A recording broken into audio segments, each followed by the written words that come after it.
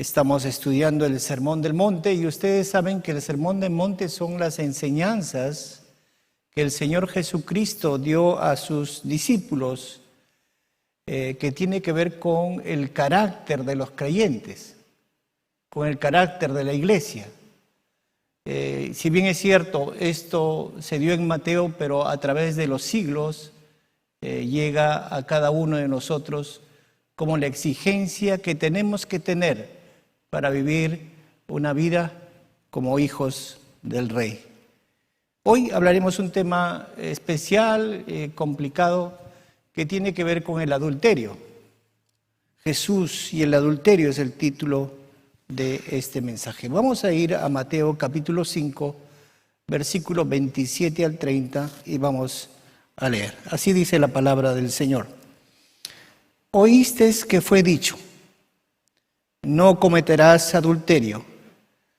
Pero yo os digo que cualquiera que mira a una mujer para codiciarla, ya adulteró con ella en su corazón. Por tanto, si tu ojo derecho te es ocasión de caer, sácalo y échalo de ti, pues mejor te es que se pierda uno de tus miembros y no que todo tu cuerpo sea echado al infierno. Y si tu mano derecha te es ocasión de caer, córtala y échala de ti, pues mejor te es que se pierda uno de tus miembros y no que todo tu cuerpo sea echado al infierno. Bien, queridos hermanos, en primer lugar, en el versículo 27, Señor Jesucristo apela a un mandamiento que está escrito en el libro de Éxodo, capítulo 20, versículo 14, y en el libro de Deuteronomio, capítulo 5, versículo 18. El Señor Jesucristo se está dirigiendo a sus discípulos. Ellos, como buenos judíos, habían sido formados en la ley de Dios. Y entonces Jesús toma como base para hacer la reflexión en este discurso que va a dar, para hacerlos pensar acerca del adulterio. Ustedes deben saber, queridos hermanos, que Dios dejó mandamientos con el propósito de tener un pueblo apartado para Él, un pueblo santo, y exigía al Señor Jesucristo una conducta moral alta. A todo creyente, a todo discípulo del Señor, el Señor sigue exigiendo una conducta moral alta en su diario vivir.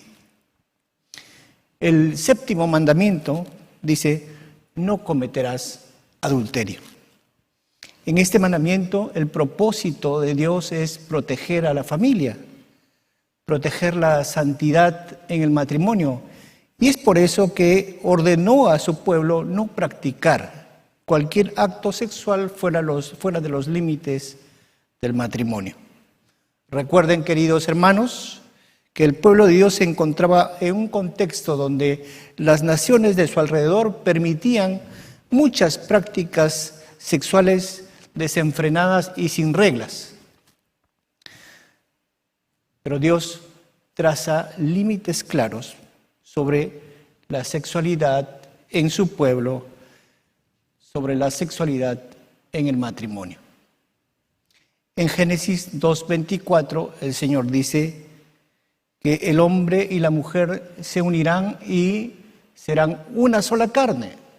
Y aquí nos habla de intimidad, de pureza, de cercanía.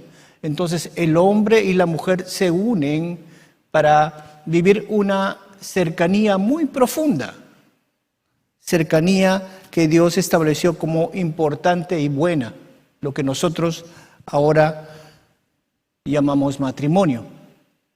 Y a través del Pentateuco, Dios comienza a explicar una serie de reglas que tienen que considerarse al respecto. Sí, Dios se preocupa por la integridad de la familia y sobre todo por la santidad del matrimonio, prohibiendo el adulterio, una práctica que socava, que mina la relación matrimonial y desvía al ser humano del propósito original que el Señor había establecido. El propósito de dar un mandamiento explícito, de mantener la santidad en el matrimonio, era muy importante para el Señor Jesucristo. Recuerden que se trata de la unidad básica de la familia. Y Él no quería que fueran como sus pueblos vecinos. Dios establece reglas muy especiales. Y 3 cosas podemos ver aquí en el capítulo 5, en el versículo 27, que cita el libro de Éxodo, capítulo 20, versículo 14. En primer lugar, en Éxodo se da la mención de la palabra adulterio, entendiendo por adulterio la relación voluntaria de una mujer casada con alguien que es distinto a su esposo o un hombre casado con una mujer que no fuera su esposa. Pero también a través de las páginas del Éxodo y de los demás libros de la ley, se habla de la seriedad del adulterio y el Señor lo pone de esta manera. En Deuteronomio capítulo 22, versículo 22, dice lo siguiente: si fuera sorprendido alguno acostado con una mujer casada con marido, ambos morirán. El hombre que se acostó con la mujer y la mujer también, así quitarás el mal de Israel. En segundo lugar, en el versículo que aparece en Levítico 20:10, dice: si un hombre cometiera adulterio con una mujer de su prójimo, el adúltero y la adúltera indefectiblemente serán muertos. En estos versículos aparecen 2 cosas muy importantes.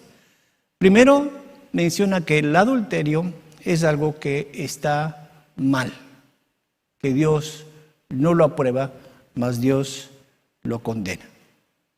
Y en segundo lugar, que el adulterio tenía un alto costo, y este costo estaba ligado a la muerte. O sea, todo aquel que en Israel cometía adulterio bajo la ley era castigado con severidad al punto de que recibía la pena de muerte. Y una tercera cosa que aparece en este 7º mandamiento es que la manera como está escrito habla de que nunca debes cometer adulterio. En otras palabras, lo dice de una manera directa e inconfundible: no debes cometer adulterio. Esa era la enseñanza que los discípulos sabían, que habían sido enseñados a través de la ley del libro de Moisés. Y llegamos al libro de Mateo. Entonces el Señor Jesucristo en el versículo 28 va a exclamar algo que va a romper todos los moldes que habían hasta ese momento con respecto al adulterio. Va a decir así: pero yo os digo que cualquiera que mira a una mujer para codiciarla, ya adulteró con ella en su corazón. Voy a leer este pasaje en otra versión. Dice, en la versión NTV dice: pero yo digo que el que mira con pasión sexual a una mujer ya ha cometido adulterio con ella en el corazón. Y otra versión va a decir: el que mira con deseo de tener relaciones sexuales a una mujer ya ha cometido adulterio en el corazón. No solo se refiere del hombre a la mujer, también se entiende de manera contraria. Pero ¿qué es lo que dice aquí el Señor Jesucristo? Primero dice: yo os digo. Recuerden que es el primer sermón del Señor Jesucristo y Él está iniciando su ministerio, pero toma la autoridad por ser hijo de Dios, por ser el Dios encarnado, y comienza a enseñar, comienza a guiar a sus discípulos diciendo: esto es lo que yo os digo. No está siendo contraria a la voluntad, sino más bien está dotando de mayor profundidad, ampliando el significado del adulterio que los judíos tenían hasta ese momento. Los judíos entendían que el adulterio solo era una situación del acto físico. Pero el Señor Jesucristo amplía, da profundidad, da mayor significado a este mandamiento, diciéndole que también adultera aquel que actúa con lujuria y codicia. Claro está que esto no tiene que ver nada con una relación sana y limpia que nosotros conocemos como atracción normal, que comúnmente llamamos enamoramiento. Esto tiene que ver más bien con la lujuria. Y la lujuria tiene que ver con el intenso deseo incontrolable sexual que tiene una persona, un apetito irresistible que lo consume, que lo devora, al punto que en su imaginación, pues, ataca, se aprovecha y hasta tiene una relación sexual o hasta viola en una relación sexual producida en su mente. Jesús se está refiriendo a esta situación y Él es muy claro en decir que el adulterio no solo es el acto físico, sino tiene que ver también con la intención que nosotros podemos tener de poder realizarlo. Vivimos en una sociedad, ustedes saben, queridos hermanos, sensualizada y sexualizada. Y vemos cómo cada vez los límites han sido vulnerados, se han aflojado y el libertinaje ha ganado mucho espacio entre nosotros, al punto que la convivencia se ha generalizado. ¿Es la convivencia correcta a los ojos de Dios? La palabra del Señor nos enseña que no, que tenemos que nosotros tomar la iniciativa de volver al Señor y corregir todas las cosas que están llevándose mal con respecto a la enseñanza del matrimonio que el Señor establece. Ahora, ya no es necesario salir de casa para poder mirar a una persona y pecar, entre comillas, sino está a la distancia de un clic. Por lo tanto, entendemos que Jesús lanza unas palabras muy firmes, muy duras, para poder enseñar a su pueblo que no solo es el acto en sí, sino que uno, a través de la lujuria que nace en el corazón no renacido o el corazón que está apartado del Señor, puede llegar a adulterar. ¿Cuál sería la pregunta para nosotros en esta mañana, queridos hermanos? ¿Podemos nosotros como creyentes pecar y cometer adulterio? ¿Somos culpables? ¿Estamos abrigando en nuestro corazón ese deseo incontenible de querer aprovecharnos de las personas? Cuidado, el Señor nos enseña que debemos ser honestos delante de Él y suplicar que Él pueda guiarnos para ser totalmente claros, totalmente honestos delante de Dios. Y si hay cosas en nuestras vidas que tenemos que ajustar o tenemos que renunciar, es muy importante que lo hagamos. En este versículo del capítulo 5 de Mateo, versículo 28, por lo menos descubrimos dos cosas importantes. En primer lugar, que Jesús amplía las prohibiciones, por ponerlos en una palabra. Pero la verdad es que Dios le está dando un verdadero significado a la situación del adulterio, llevándolo a que no solo es el acto en sí, sino que tiene que ver la intención. El adulterio en la mente basada en la lujuria que habita en nuestro corazón, que muchas veces es controlada por nuestra misma carnalidad. La semana pasada hablamos acerca de la prohibición del homicidio, sí, pero este incluía no solo el matar, sino los pensamientos, incluía el enojo, incluía las palabras duras, los insultos, y incluía también, inclusive, decirle tonto a tu hermano. Ahora la prohibición del adulterio incluye la imaginación y las miradas codiciosas. ¿Podemos cometer homicidio con nuestras palabras? Sí, pero también podemos cometer adulterio en nuestro corazón con nuestros pensamientos. Queridos hermanos, es tiempo de reflexionar en lo que Dios nos dice en esta mañana. Cuidado con lo que miras. Si eres un hombre casado, cuidado con lo que tus ojos a diario ven. No está mal mirar a una persona. Escuché una vez a un predicador que decía que tenemos por lo menos 3 miradas, dice, ¿no? La primera mirada que tiene que ver con la que no podemos obviar, o sea, es la mirada que aparece, la mirada que es de improviso, que no se puede administrar. Y la segunda mirada es una mirada para apreciar lo que Dios ha hecho. O sea, no está mal el apreciar.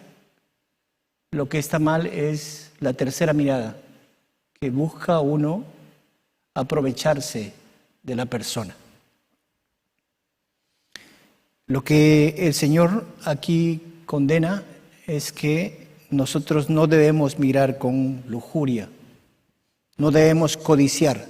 Y cuando hablamos de codiciar, hablamos de ese deseo vehemente de querer las cosas para mí.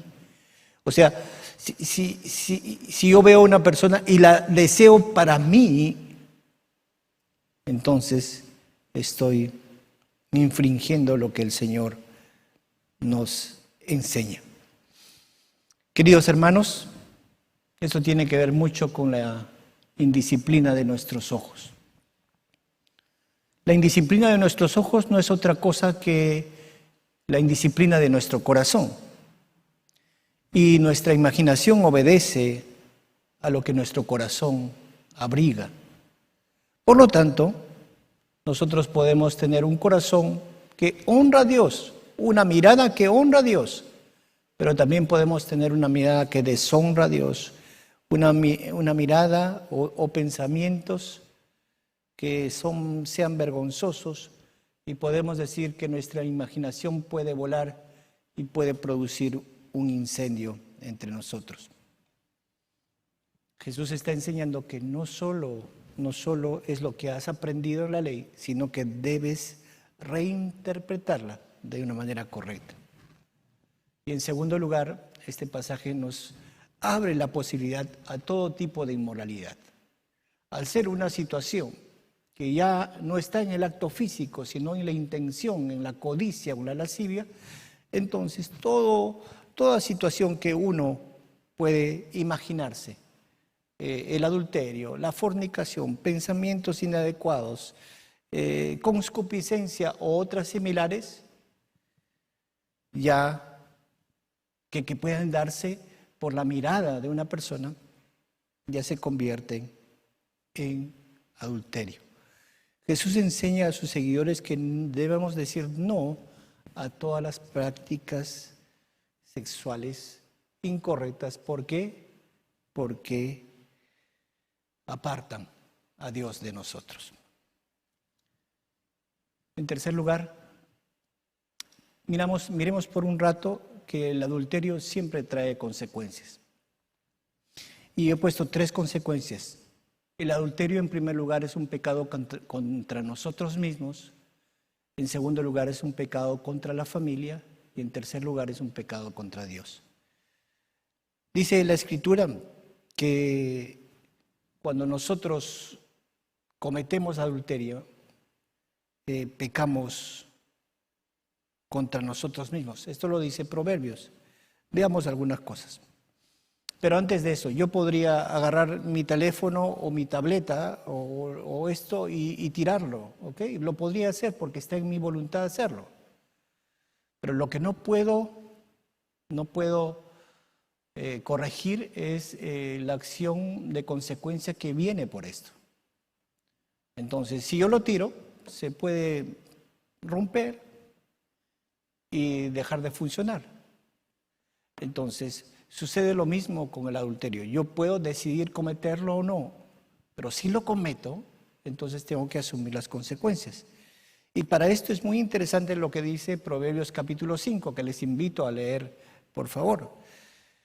En primer lugar, Proverbios capítulo 5, versículo 9 dice que si haces, hablando de acostarse con una persona que no es correcta o pensar de manera adúltera, perderás el honor. Dice así, perderás el honor. En el versículo 14 dice que traerá vergüenza para toda la gente que te conoce. En el versículo 22 dice que quedas preso de tus propios pecados. Y en el versículo, capítulo 6, versículo 32 dice, es un necio total porque se destruye a sí mismo. Entonces encontramos que el adulterio puede traer consecuencias a nosotros. ¿Por qué? Porque hacemos algo que es contra Dios y que cuando nosotros hacemos algo que ofende a Dios, el Espíritu Santo que mora en nosotros se contrista y hasta se puede apagar. Por lo tanto, nos apartamos de la comunión con Dios y comenzamos a caminar en una situación de carnalidad que finalmente nos trae culpa a nuestra vida. Lo que quiere el Señor es que caminemos santos, limpios, separados para Él, piadosos, no contaminados, no sucios. También el adulterio es un pecado contra la familia, porque ustedes saben, queridos hermanos, y lo vemos en carne propia muchas veces, que la ruptura de hogares es terrible en este tiempo. Esposos, esposas separadas, hijos en abandono, hijos tratando de vivir su propia vida. Entonces es triste ver hogares quebrados que producto del adulterio han sido víctimas. Por eso, una vez más, querido hermano, el poder inclinarnos hacia las cosas que Dios no permite, como es el adulterio, va a afectar tu familia. Es fácil perder la confianza, pero es muy difícil ganarla. Por lo tanto, tenemos que tener cuidado. En el Génesis, el Señor dijo, en el capítulo 2, versículo 18, dijo, no es bueno que el hombre esté solo. El ideal de Dios es que pueda el hombre vivir en compañía, que pueda vivir con su esposa, con su esposo. Pero una de las primeras causas de separación y de problemas en el hogar es el adulterio. No hay nada más sagrado para Dios que la persona y la familia, que la niñez, que la paternidad, que el entorno cercano, porque Dios lo ha establecido de esa manera. Un tercer pecado es contra Dios. El rey David, cuando pecó con Betsabé, y luego de haberse arrepentido, él dice en el Salmo 51, versículo 4, dice, contra ti solo he pecado y he hecho lo malo delante de tus ojos. David reconoce que el pecado es contra Dios. El pecado ofende al Creador. Por lo tanto, tenemos que considerar que cuando nosotros nos decidimos por el adulterio, ofendemos a Dios. Le damos un golpe duro en el corazón de Dios. Por eso nos toca, queridos hermanos, ya sea un adulterio físico o ya sea un adulterio en el corazón o de pensamiento, tenemos que recurrir al Señor y pedir misericordia. Pedir que el Señor nos perdone, porque finalmente quiero decirles que hay posibilidades de arreglo. Por eso en este cuarto punto quiero decirles cómo ser libre del adulterio. ¿Está todo perdido? No. Les voy a decir 5 cosas que podemos hacer para ser libres del adulterio. En primer lugar, arrepiéntete y vuelve a Dios. Quizás en el camino de desconocimiento de Dios o en el apartarnos del Señor hemos cometido muchas cosas, muchos pecados. Pero es honesto delante de Dios que nosotros podamos hacer un alto en nuestra vida y podamos tomar conciencia de lo que estamos haciendo. Sí, mi hermano, tomar conciencia de la situación en que estamos viviendo.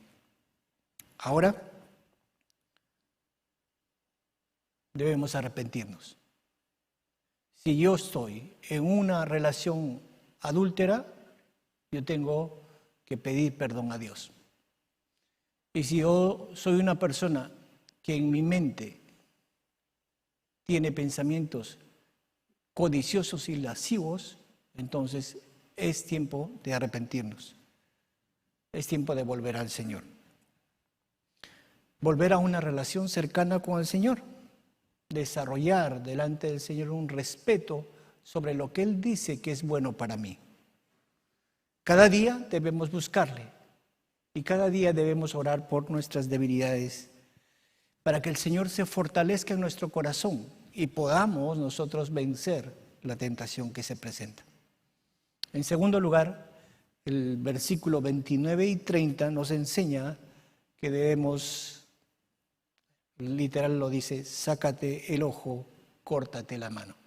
Y no se trata aquí, como dice, ¿no? Por tanto, si tu ojo derecho es ocasión de caer, sácalo, échalo de ti. En el 30 dice, si tu mano derecha te es ocasión de caer, córtala y échala de ti. No se trata de, pues, que nosotros nos quitemos los ojos o nos saquemos la mano derecha.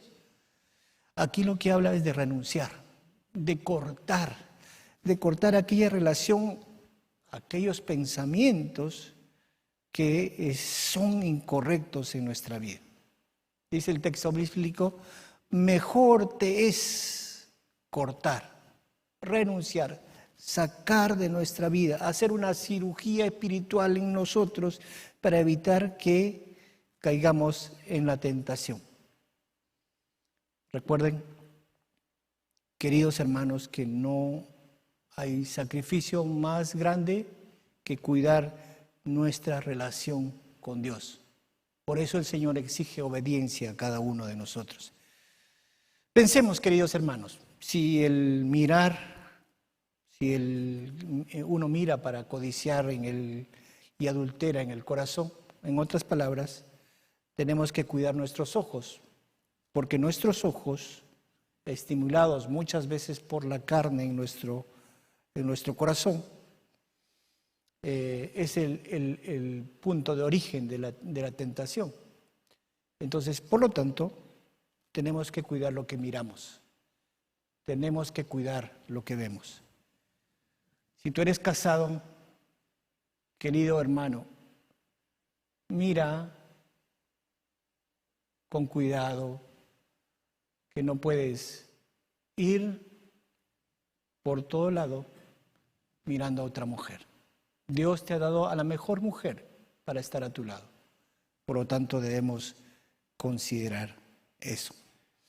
En tercer lugar, se nos enseña que debemos huir de la tentación, huir de la pasión, huir como José.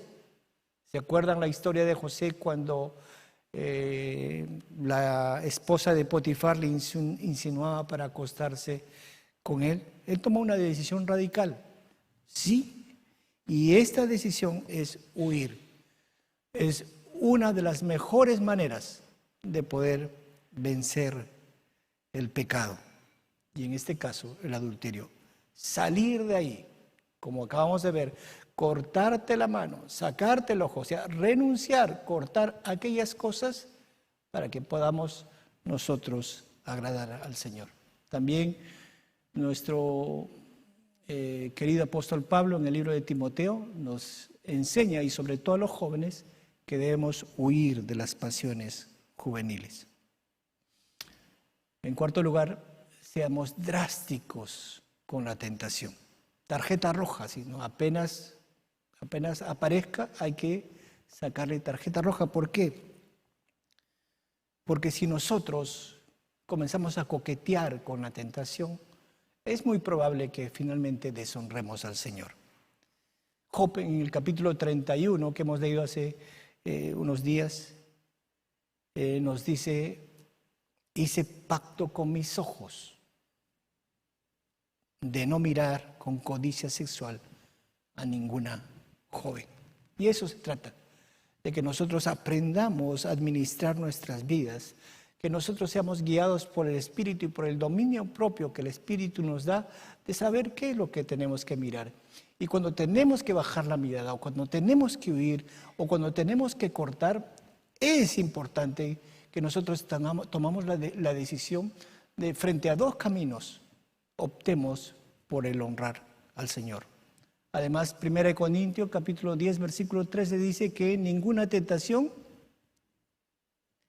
no va a ser humana, sino que Dios no nos va a dejar tentar más de lo que podemos resistir.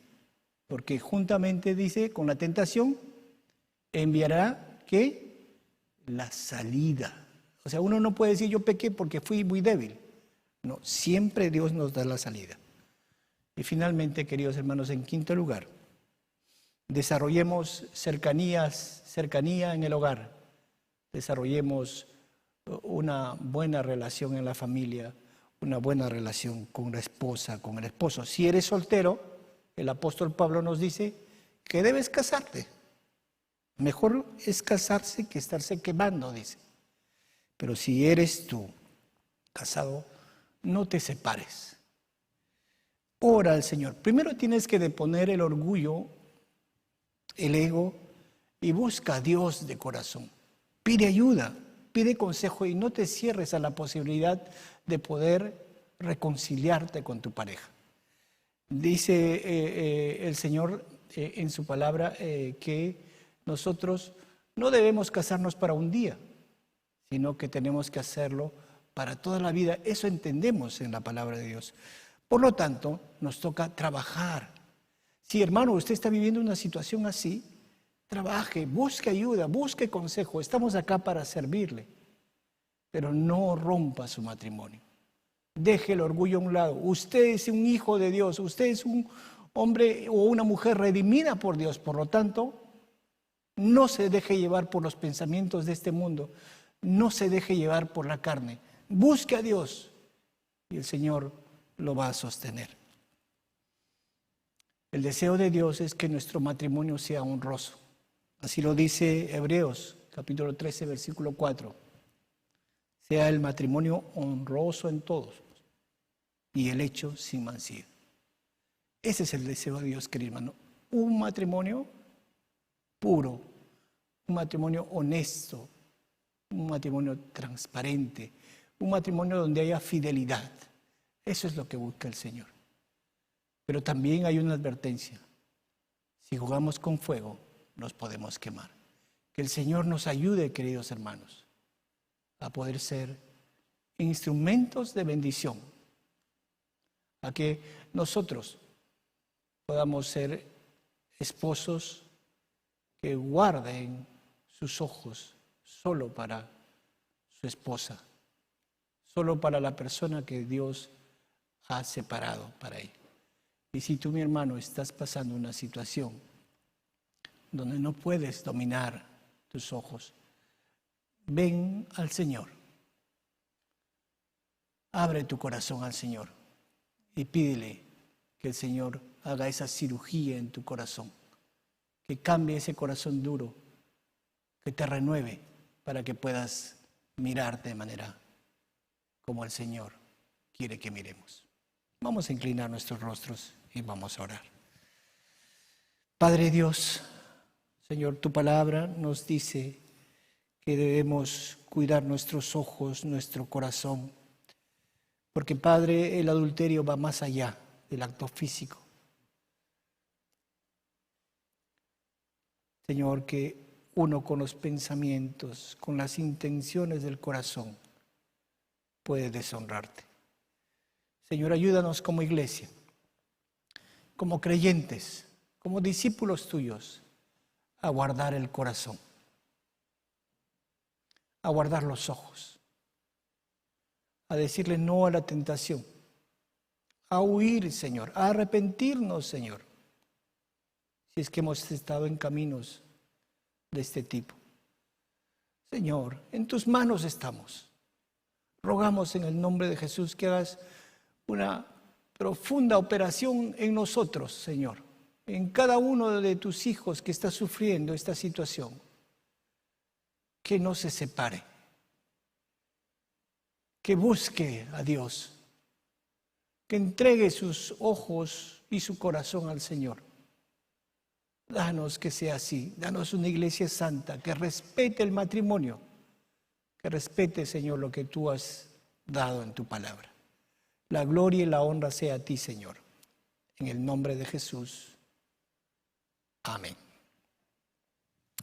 Amén, hermanos.